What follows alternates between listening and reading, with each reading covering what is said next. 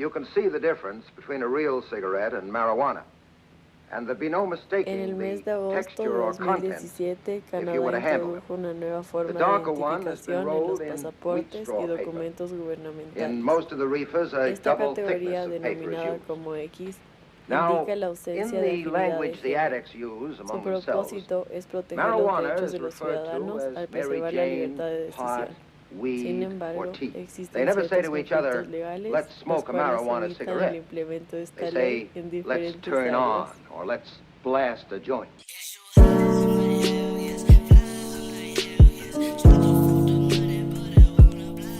En base a esto surge la pregunta ¿hasta qué punto es el género un factor sustancial en la construcción de la identidad individual?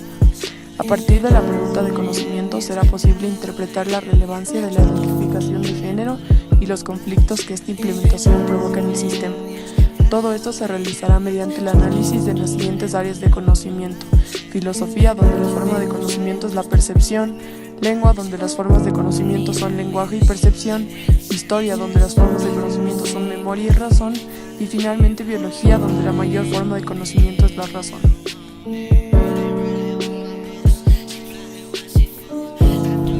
El sexo viene determinado por la naturaleza, es decir, cuando una persona nace siendo masculina o femenina.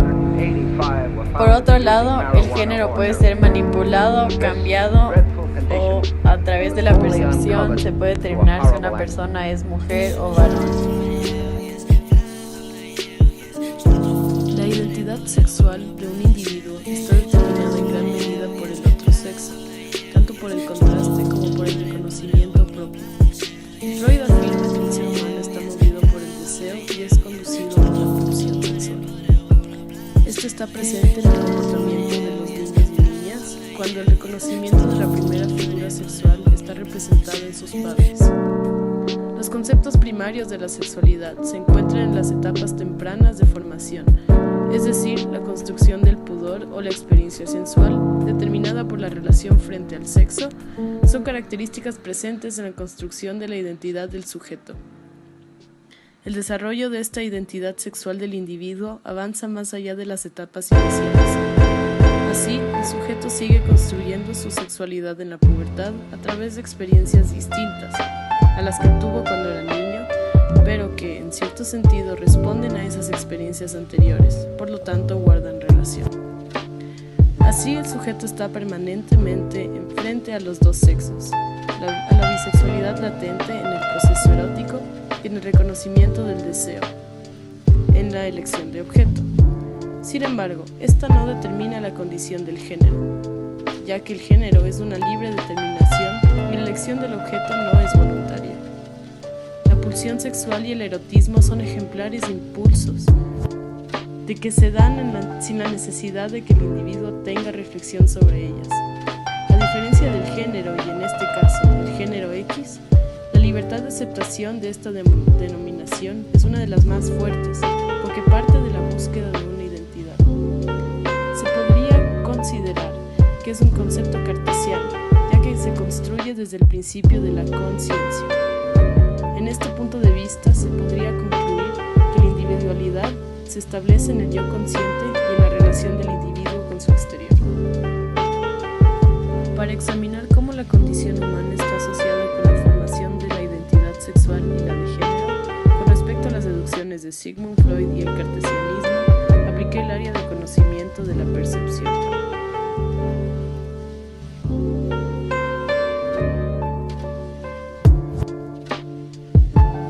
A continuación se expondrá el posible impacto en el lenguaje dado por la anulación de género como factor sustancial en la constitución de la identidad personal. El principal objetivo de la lengua es la comunicación. Esta permite la transmisión de mensajes y, consecuentemente, permite a un individuo entablar relaciones interpersonales. Además de esto, se puede decir que todo lo que existe es nombrado por lo que la existencia precede a la denominación. En la comunicación se utilizan varios recursos. Uno de ellos son los pronombres, tales como él, ella, ellos, ellas, lo, la, etc. El principal propósito de los pronombres es sustituir al nombre para evitar su repetición. Al momento de emplear este recurso lingüístico en tercera persona, se debe tomar en cuenta el género de la persona a la cual nos estamos refiriendo. En el caso de que se anule la afinidad al género, en esta clasificación solo se podrán utilizar pronombres neutros. El uso de pronombres neutros nos permite tener una comunicación más objetiva. De esta manera se podría concluir que los conflictos dentro de la comunicación podrían ser evitados al no tener que denominar a alguien a partir de una clasificación con respecto a los pronombres y evitar conflictos con respecto a un género equívoco. De igual manera, dejarían de existir palabras para cada género, como es en el caso de actor versus actriz, o palabras que cambien su terminación con respecto al género como escritor o escritora. Es por esta razón que en la actualidad el lenguaje crea una distinción entre géneros, y tomando en cuenta que este lenguaje es el que condiciona al ser humano, uno de los factores más influyentes en la construcción de la identidad es la manera en cómo nos referimos el uno al otro. Para lograr entender lo que constituye la identidad, es necesario respondernos una serie de preguntas. Con respecto al lenguaje, debemos preguntarnos por qué tenemos la necesidad de crear una distinción entre un él y un ella al momento de comunicarnos diariamente. Por otro lado, una pregunta aún más específica con respecto a la situación de la vida real siendo analizada es: ¿cuál será el posible impacto en la comunicación respecto al uso de pronombres al momento de referirse a un individuo que no se identifique por los parámetros de género, es decir, del género X? Aunque el uso de los pronombres neutros, para poder responder estas preguntas, me basé en dos formas de conocimiento: el lenguaje y la percepción. Cabe recalcar que dos características importantes de la formación del lenguaje es que debe ser arbitrario y convencional. Es decir, al ser arbitrario significa que es un invento, ya que todo el lenguaje no hace referencia a la forma de un objeto, sino se llegó a una convención, es decir, un acuerdo en el que todos podemos llegar a comunicar a un objeto utilizando una palabra. Es por esta razón que los pronombres, al ser un recurso lingüístico, nos permiten comunicarnos entre nosotros. Al ser el lenguaje únicamente utilitario, el resultante de la percepción de los pronombres es el que afecta y crea el problema en la percepción de cómo nos identificamos como individuos. Es por esta razón que el principal conflicto que se crearía al cambiar el lenguaje es que se perdería la convención y la arbitrariedad del mismo.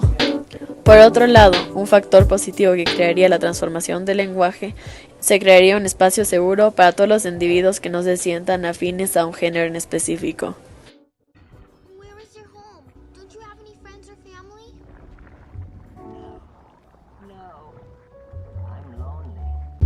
Por otro lado, se analizará históricamente al género como elemento esencial en la identidad de un individuo. La historia es una disciplina que estudia y expone acontecimientos específicos que pertenecen a hechos de un tiempo pasado. Estos constituyen el desarrollo de la humanidad desde sus orígenes hasta el momento presente. Dichos sucesos son analizados y examinados en función de sus antecedentes, causa y consecuencias y la influencia que un evento tuvo sobre otro con el fin de comprender el presente y hacer predicciones sobre un futuro. La historia es ante todo la posibilidad que tiene el ser humano para definirse y conocerse a sí mismo como un ser de identidad. A través de esta disciplina surge el siguiente cuestionamiento: ¿de qué forma la evolución de la inclusión de género y orientación sexual en las regulaciones legislativas ha conllevado a las situaciones actuales en Canadá? Adicionalmente, dentro de esta área de conocimiento están presentes la memoria y la razón como formas de conocimiento, las cuales pueden ser utilizadas para responder a la pregunta de la siguiente manera. La razón podría ser comprendida como la capacidad de la mente humana para establecer relaciones entre ideas o conceptos y obtener conclusiones o formar juicios.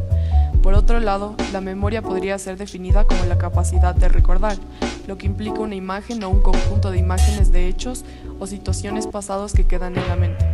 Usando estos dos aspectos, se analizó y concluyó lo siguiente. El discurso de género representa un espacio histórico muy claro, pues desde el punto de vista dialéctico es lo que tiene que ocurrir en la historia. Refiriéndose a un concepto marxista, esto quiere decir una convergencia de dos posiciones que lleva a un nuevo momento histórico, lo que significa que la historia se construye a partir de dos opuestos, pues en medio de la fricción de estos dos opuestos surge una respuesta, lo que representa el avance en la historia. En este caso, los dos opuestos presentes fueron el conservadurismo y la liberalidad. En medio del diálogo se han llegado a ciertas concesiones sociales respecto a nuestra cuestión. Sin embargo, estas concesiones sociales no han descartado totalmente la construcción del género como una forma de reconocimiento de los sujetos. Esto es debido a que la sociedad necesita de estadísticas, números y etiquetas para organizar las dinámicas sociales. De esto parten los censos, por ejemplo. Se toman en consideración características como la etnia, lo que consecuentemente responde a la necesidad de crear programas estatales que aborden esas necesidades.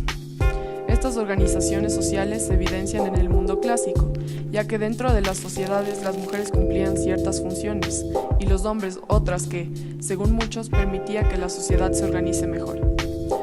Históricamente, si se remonta a momentos clásicos, la construcción de ciudadanos responde a una cuestión de género.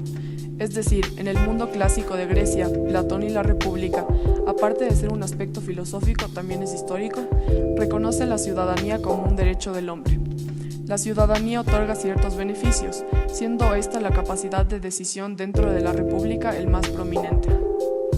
Esto es una clara ilustración cómo en base al género las personas han sido otorgadas una posición social dentro de la sociedad.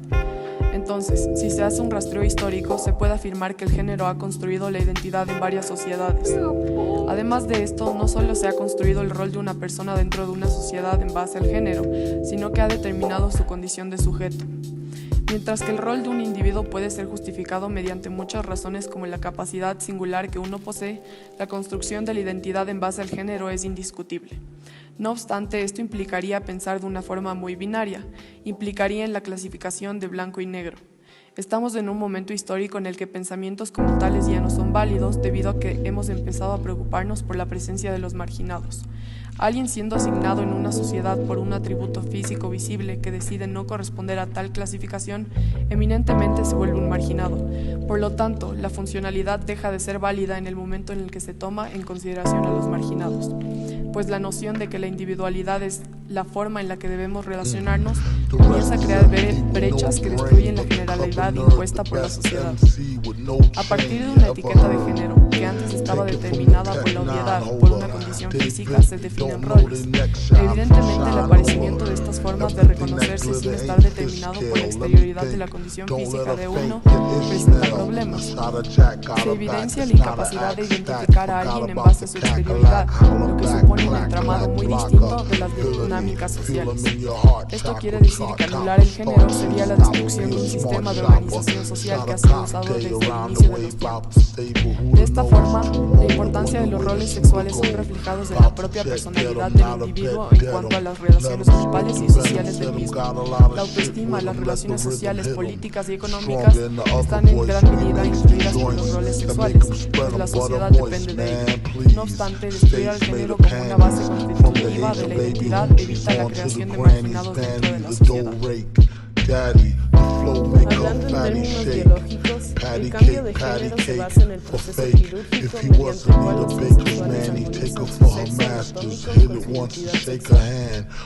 Normalmente esta cirugía se centra en los genitales y su reconstrucción. Estas cirugías se conocen como vaginoplastia y labioplastia. Sin embargo, también existen operaciones que no involucran los genitales como la cirugía facial o la mastectomía. La intervención para esta reasignación forma parte de un tratamiento multidisciplinar, por lo tanto no se puede realizar sin que haya un diagnóstico que asegure que el paciente tiene una disconformidad con su sexo anatómico junto a un deseo por pertenecer al sexo opuesto.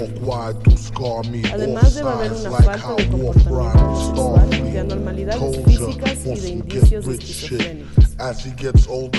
Es importante mencionar que dentro de la sociedad la mayoría de las personas se sienten identificadas con uno de los sexos, es decir, femenino o masculino. Esta identificación genérica suele ser sólidamente ligada a la pubertad. Puede ser visto como un fenómeno complejo, puesto que existe una amplia relación entre las características de un individuo y los grupos sociales dentro del cual éste se desenvuelve. Por otro lado, la identificación como hombre o mujer constituyen un rol importante en la dinámica de una persona, ya que nos lleva a comportarnos como nosotros pensamos que debería portarse un hombre o una mujer. Es por esto que se puede ligar de manera directa a la biología con la construcción del concepto de identidad. En nuestra sociedad, al igual que en otras, ocurre un fenómeno que aumenta considerablemente la importancia de la categorización de géneros y consiste básicamente en que los niños y niñas no solo definen a nivel cultural, sino que también se comprenden a partir de un conjunto de asociaciones ligadas al sexo, como lo es la anatomía. En cierto modo, se podría decir que el dimorfismo de los genitales externos es un aspecto mediante el cual se moldea la interacción social. Se podría decir que las personas transexuales experimentan una discontinuidad entre la parte corporal, la identidad y los placeres sexuales que se creen deberían asociarse con ellos.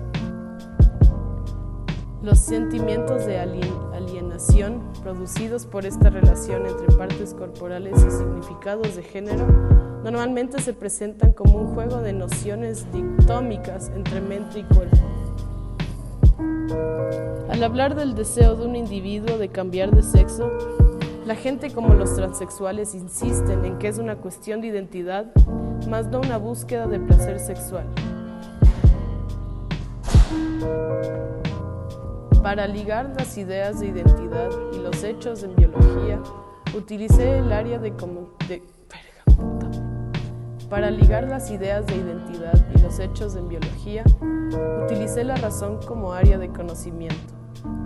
Esto se debe a que la ciencia explica las condiciones de este campo mediante eventos o situaciones que son comprobados científicamente,